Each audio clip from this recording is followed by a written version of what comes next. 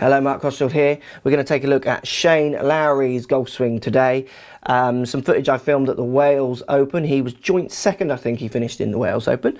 We're going to take a look at Shane's swing, talk a little bit about some of the very good kind of looking positions he gets into, and obviously impact places or placements he applies, but also a couple of quirky things that you'll see in his swing, which you'll see with all golfers, PGA Tour to amateurs, and I think he's a great example showing how if you get impact right, you can do whatever you want in some other places. Let's take a look. Let's get stuck in.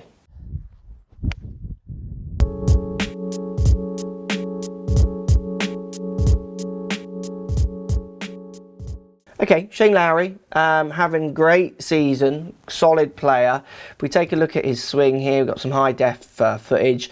There's a lot of interesting and good movements in here. I wouldn't say Shane's swing on camera, on TV, people would call it one of the classic movements.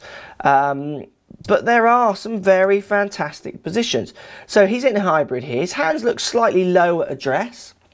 Compared to others, it obviously works for him. The lies of his clubs will be set up for his dynamic impact, which is built around obviously the way he stands. He's aiming off to the right here, so don't be fooled by the I'm slightly shooting down the range and he's hitting off to the right. So when we take the club back here to first parallel, say around here, club looks like it's behind the hands, but that's so much more to do with camera angle. That's actually quite a textbook position you would see most or lots of very good players hit. You also see lots of great players not hit that position, and they're still great players, but that's certainly first parallels, very textbook as we would call it. As we take him on now, gets slightly more quirky to himself. We see a slight kind of picking up of the hands and a rolling of the wrist, which in effect might twist the face, what people will call into an open position, so slightly twisted position from its kind of beginning relationship. And we see that at the top of his backswing. So we see a couple of things. Quite a cup in his left wrist. He's obviously got control of the face because he is finishing joint second, one behind a leader in a European Tour event. So that's something that people can call a fault, but it obviously works for him. He's got control of the face. Hands are maybe a little lower than some others, and he does get a fraction, what people would call, across the line with the club pointing off to the right, just a fraction. Now, as he starts his downswing, really interesting here.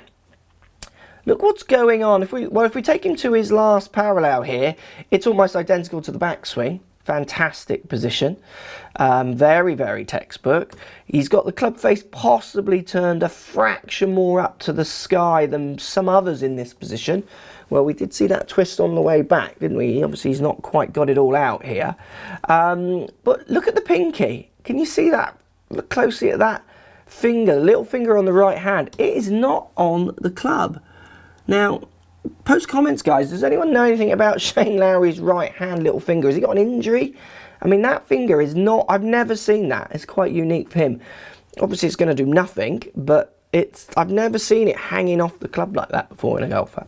Now, when you get to this position, you couldn't tell that anything slightly unconventional would have happened on the way back, because it's just textbook. Coming into the ball, he's got his weight on his left side, right foot coming up, right knee kicking across. He's got his hips have opened up, his shoulders have opened up.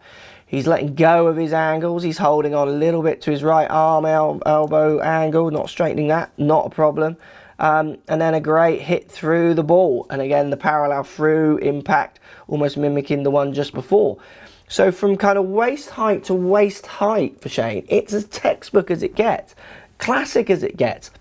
Some of the stuff that goes on in between, pinky coming off, slight rolling of the wrist, that cupping of the left hand, and maybe a fraction across the line, whatever line that means, at the top, is kind of irrelevant. If he's getting waist height to waist height that solid, you can see why he's as good a player as he is, can't you? Coming through to possibly just a stunning classic follow through, full follow through, massive shoulder turn, right foot come right off the toe. See how the knees are touching? I like that. So he's driving that right knee towards the left knee, not pushing it out, which is a common thing with amateurs. It's a really good looking swing. There's a few quirky things on the way back. He's hitting some solid positions.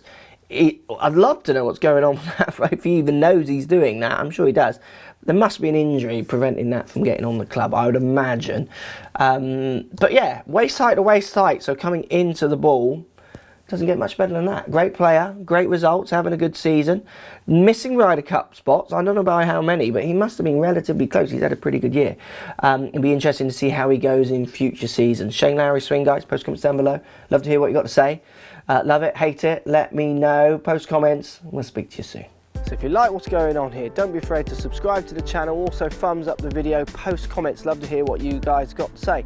Let's keep it social. The more we talk, the more we share, the easier this game will get for everybody.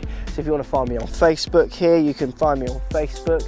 If you want to tweet me, find me on Twitter here as well. Just follow the links, all in the description. Come and join the show. Get active, get involved, get playing some better golf. Thanks for watching.